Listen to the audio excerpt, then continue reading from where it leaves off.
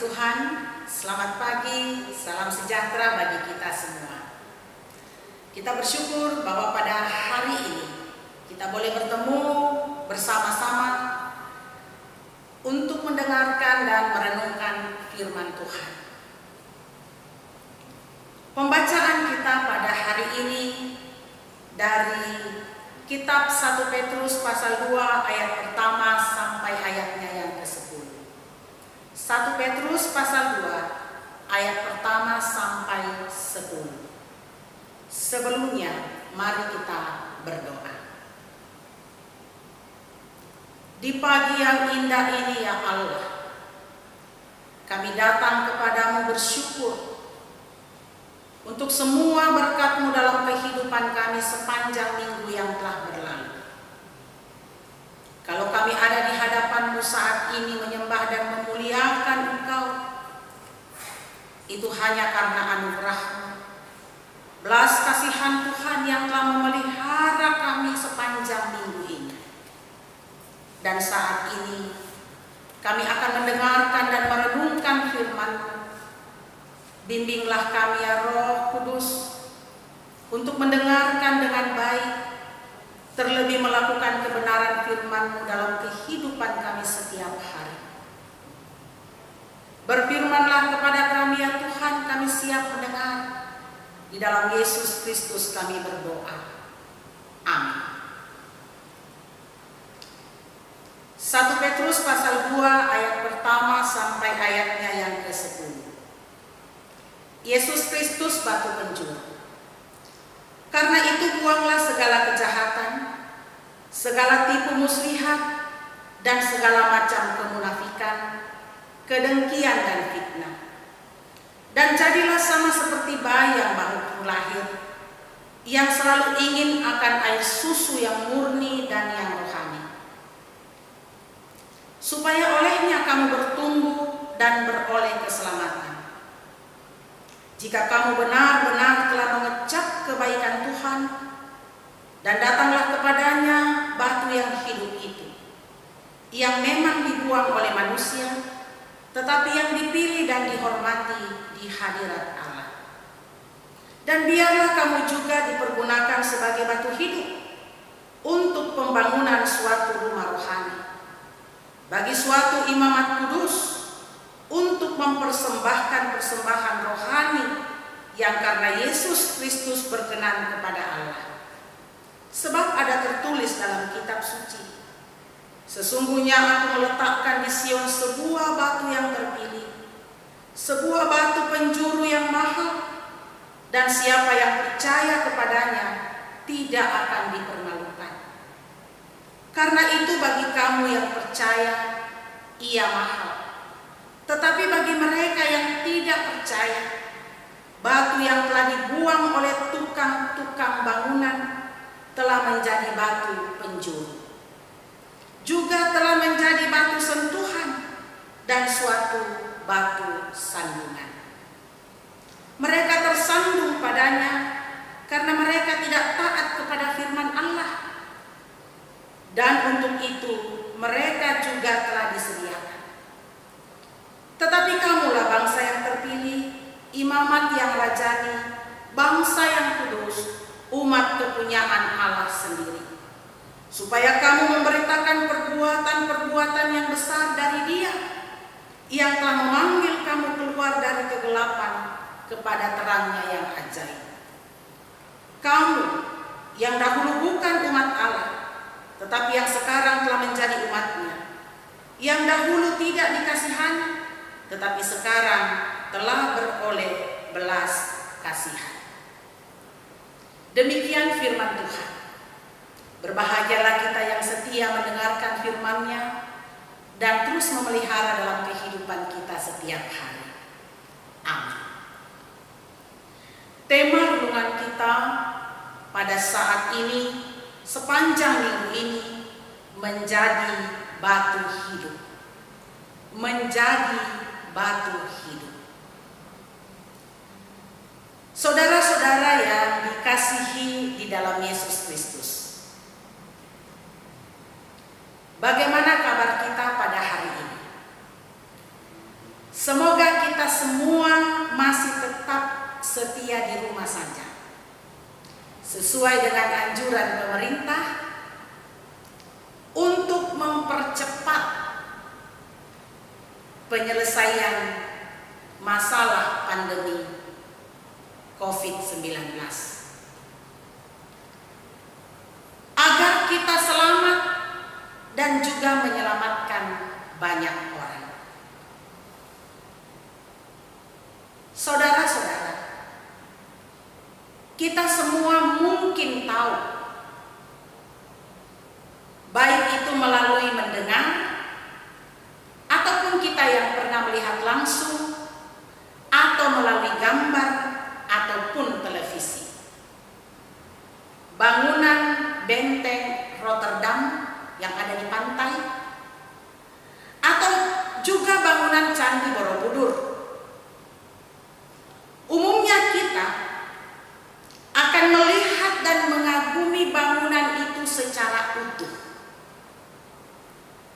Sangat sedikit orang melihat atau memperhatikan secara detail bagian-bagian dari bangunan itu. Tetapi saudara-saudara, jika kita memperhatikan dengan detail, maka kita akan melihat bahwa bangunan-bangunan itu terdiri dari batu-batu besar dari berbagai bentuk yang disusun sedemikian rupa.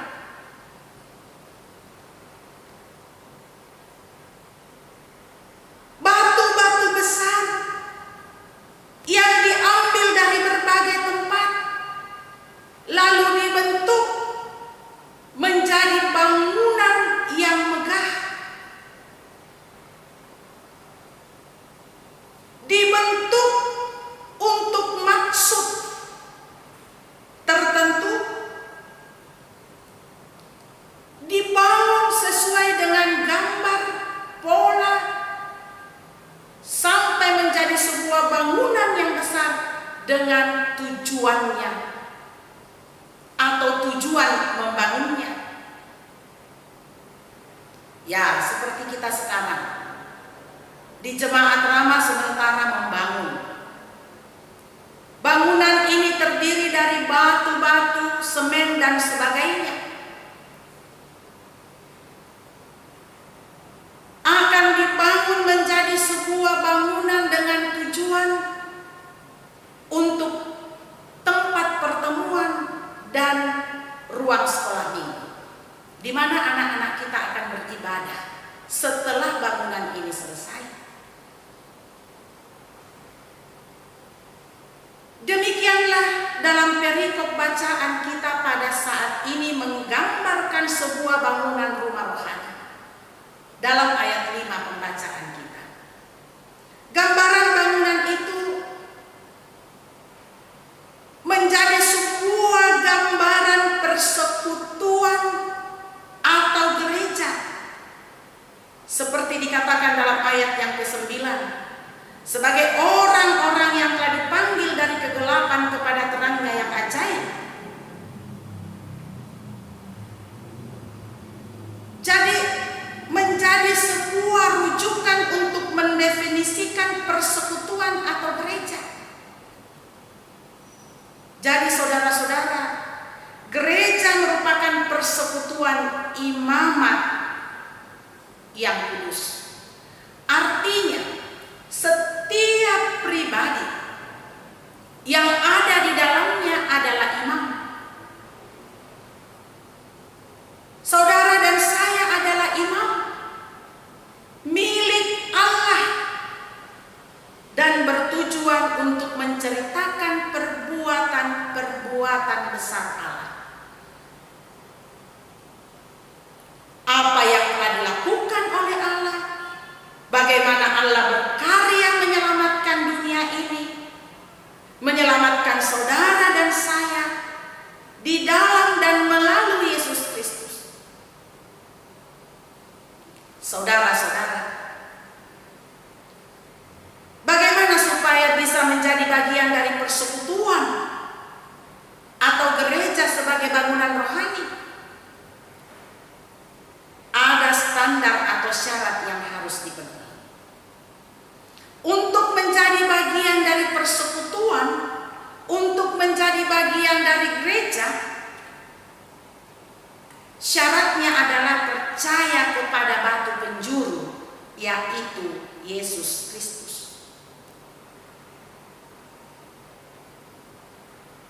Percaya artinya mengenal, mengakui dan mengandalkan Yesus Kristus sebagai Tuhan dan Juru Selamat satu-satunya untuk memperoleh hidup yang kekal. Itu syarat yang pertama, percaya. Yang kedua, menjadi imamat, yaitu imam yang kudus.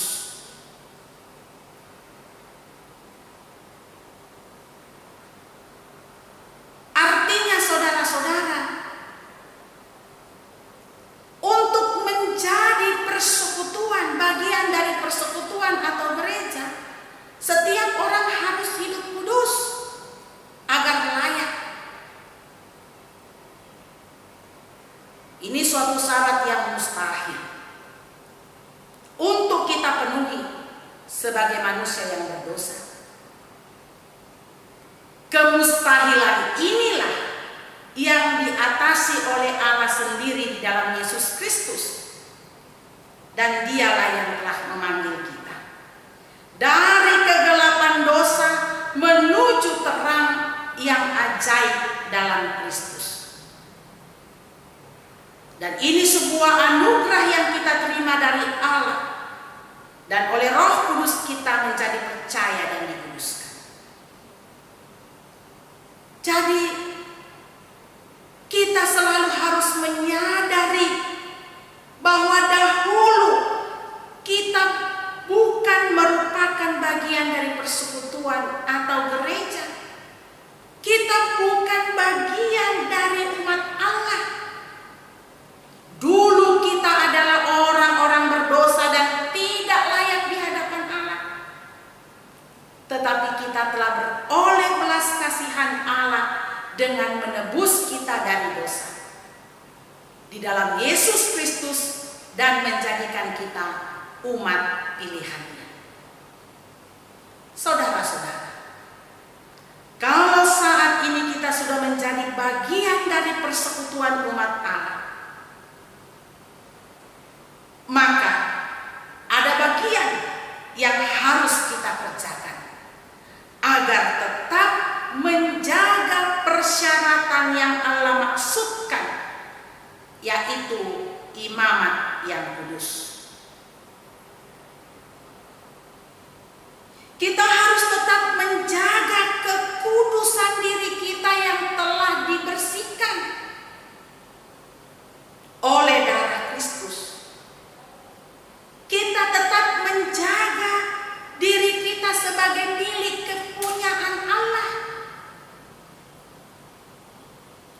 Lalu apa yang harus kita lakukan?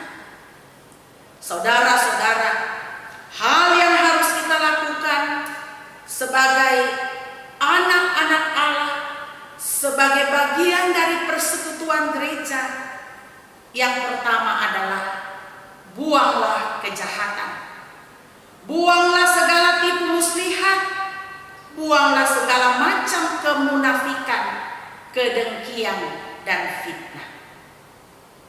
Kata buanglah artinya membuang semua perbuatan-perbuatan yang di atas, yang tidak dikehendaki, yang tidak disenangi oleh Allah, sehingga kita hidup kudus, sehingga kita menjadi Kristen yang sejati, bukan Kristen KTP. Ya, kalau kita memperlihatkan KTP kita Kristen, tapi kemudian seluruh kehidupan kita, perbuatan-perbuatan kita tidak menampakkan bahwa kita Kristen. Inilah yang dimaksud oleh Petrus, buanglah, agar kita menjadi orang kudus, hidup kudus. Yang kedua, yang harus kita lakukan ialah menjadi sama seperti bayi yang baru lahir. Bayi yang baru lahir selalu menginginkan air susu yang murni. Demikian pun kita sebagai bayi yang baru lahir ingin akan air susu yang murni dan yang rohani, supaya olehnya kamu bertumbuh dan beroleh keselamatan.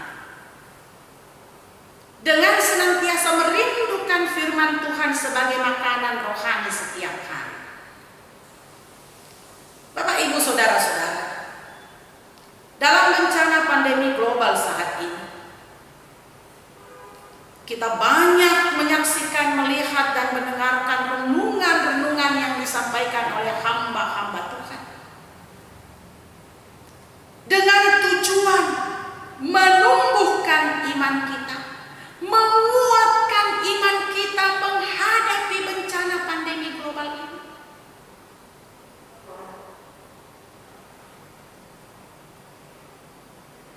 Dan yang ketiga, selalu merindukan untuk datang bersekutu dengan Tuhan, agar kita terus menjadi batu yang hidup atau imamat yang kudus. Sebab seorang imam harus senantiasa menjaga kekudusan hidupnya untuk menghadap Allah yang kudus. Kuduslah engkau karena aku kudus, firman Tuhan. Jadi untuk menghadap Allah, kita harus tetap menguduskan diri kita. Sebagai imamat, yaitu umat Allah yang kudus, kita juga harus terus menjaga kekudusan hidup kita, sehingga kita terus menjadi bagian yang utuh dari bangunan rohani, yaitu gereja atau persekutuan umat Allah. Sehingga saudara-saudara, selain bangunan itu, persekutuan itu, gereja itu terlihat indah, juga berfungsi untuk menceritakan, memancarkan kemuliaan Tuhan melalui seluruh aspek kehidupan kita. Melalui tutur kata kita, sikap hidup kita, tindakan dan perbuatan-perbuatan kita.